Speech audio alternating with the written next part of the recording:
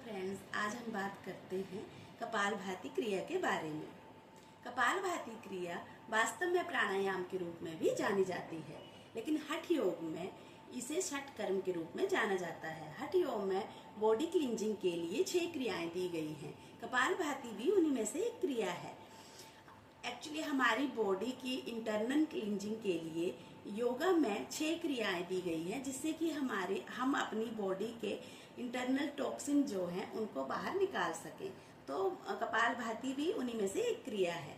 तो आइए देखते हैं कपालभाति को हमें किस समय करना चाहिए और किस प्रकार से हम इसको कर सकते हैं।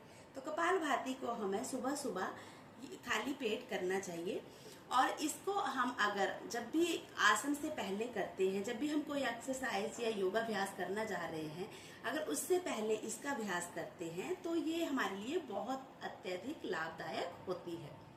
तो देखते हैं कि कपालभाति क्रिया को हमें किस प्रकार से करना चाहिए। हम किसी भी कंफर्टेबल पोज में बैठ जाएंगे। जैसे मैं अर्ध पद्मासन में बैठकर इसका अभ्यास कर रही हूँ। अर्ध पद्मासन में बैठकर हम अपने हाथों को रिलैक्सेशन पोज में रखने के बाद हम कपालभाति क्रिया का अभ्यास करेंगे। किसी भी क्रिया को, किसी भी प्राणायाम को शुरू करने से पहले हमें 5 टाइम नॉर्मल ब्रीदिंग करनी चाहिए। तो 5 टाइम नॉर्मल ब्रीदिंग करने के बाद हम इस क्रिया का अभ्यास शुरू करेंगे।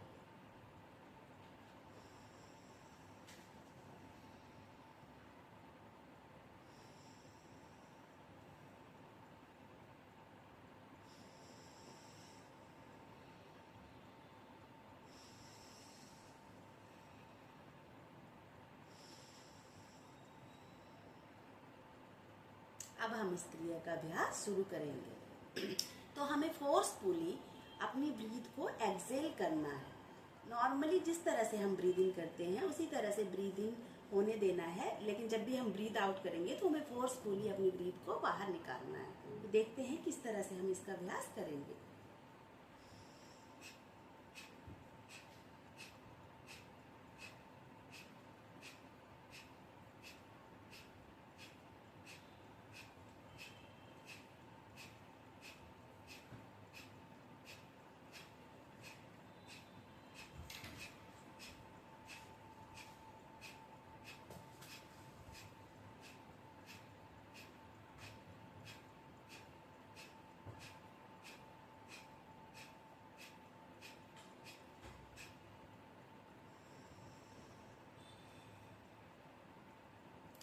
इस तरह से हमें इस क्रिया का अभ्यास करना है। जब भी हम इस क्रिया को करते हैं तो हमें अपनी बॉडी पे कोई प्रेशर नहीं डालना है। बहुत से लोग कपालभाति क्रिया करते समय अपने कंधों को ऊपर चढ़ा लेते हैं, अपनी फेस का अजीब सा वो फेसेस अपने बनाने लगते हैं। तो इस तरह से हमें अपनी बॉडी पे कोई प्रेशर नहीं डालना है। हमें बिल्कुल रिलैक्स पोज में बैठकर इस क्रिया का अभ्यास करना है। तो अब देखते हैं इस क्रिया को करने से हमें क्या क्या फायदे मिलते हैं। जब भी हम कपालभाति का अभ्यास करते हैं तो इसका अभ्यास करने से सबसे बड़ा फायदा हमें ये है कि हमारा नर्वस सिस्टम जो है वो सक्रिय हो जाता है। नर्वस सिस्टम एनर्जाइज होने से हमारे जो ब्रेन सेल हैं वो उनके लिए ये बहुत अच्छा होता है। हमारे ब्रेन सेल जो है वो रिजुवनेट होना शुरू हो जाते हैं। इसके बाद ये जब भी हम ये क्रिया करते हैं तो हमारा मेटाबॉलिक रेट जो है वो इंक्रीज हो जाता है। हमारा मेटाबॉलिक रेट एकदम से बढ़ जाता है, और जिससे कि हमें वेट लॉस करने में बहुत हेल्प मिल जाती है। इस क्रिया को करने से हमारा ब्लड सर्कुलेशन भी बहुत अच्छा हो जाता है, जिससे हमारे चेहरे पर एक चमक आ जाती है। इसके अलावा ये हमारे एब्डोमिनल जो ऑर्गन है उनके लिए भी बहुत अच्छी है।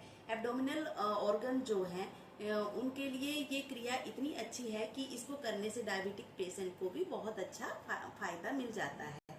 इसके अतिरिक्त जब भी हम ये क्रिया करते हैं तो इस क्रिया को करने से हमारी जो सारी नाड़ियां हैं उनका शुद्धिकरण हो जाता है। तो नाड़ी शुद्धिकरण के लिए भी ये क्रिया बहुत अच्छी मानी जाती है।